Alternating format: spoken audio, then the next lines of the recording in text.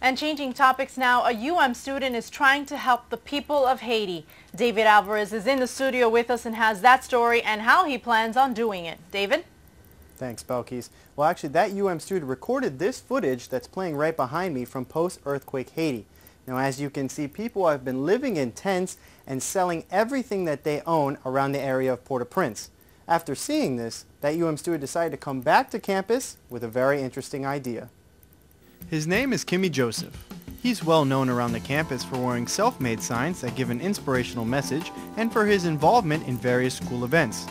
Yet what he decided to do next, no one expected.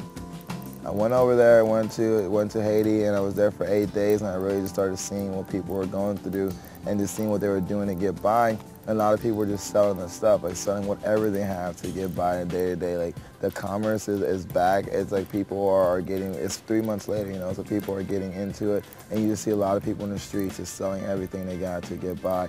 So I basically had this idea to come back and do the same thing, I got this reservation for 10 days, and so I just came back, grabbed as many things from my room that I felt like I can part with, and I just started selling my stuff. And I explained to people that I'm selling my stuff to get by just like they are. Kimmy took exactly what he saw and lived it right on the university green. For 10 days, he sold what he could, everything from shirts, belts, sunglasses, glow sticks, and even soda. Due to school regulations, he could only stay in the tent until 2 in the morning. But every day, he was still out there, selling his things and explaining to people his story.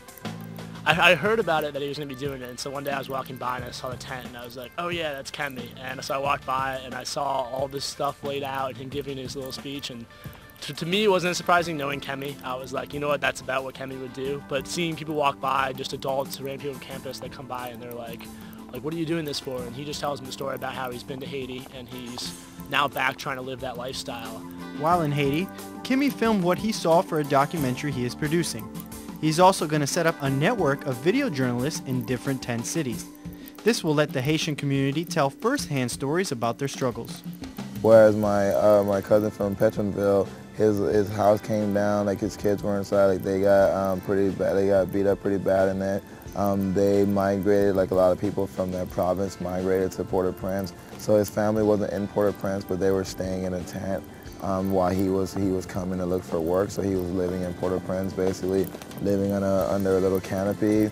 And so I gave him the tent that I had so that way he can have something to live in while he's there trying to find work in Port-au-Prince. Along with the recognition he's getting on campus, he also made an impression with members of his family.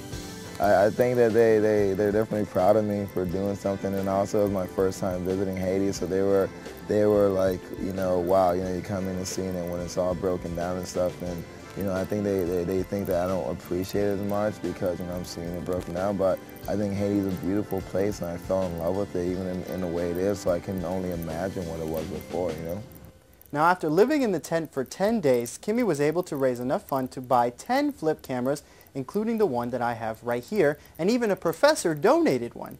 So he took the 11 flip cameras and he went back to Haiti and gave them out to the video journalists that are going to set up a network to cover the rebuilding process. For Coral Gables Now, David Alvarez. Back to you, Belkys. Thanks, David, and we'll be right back.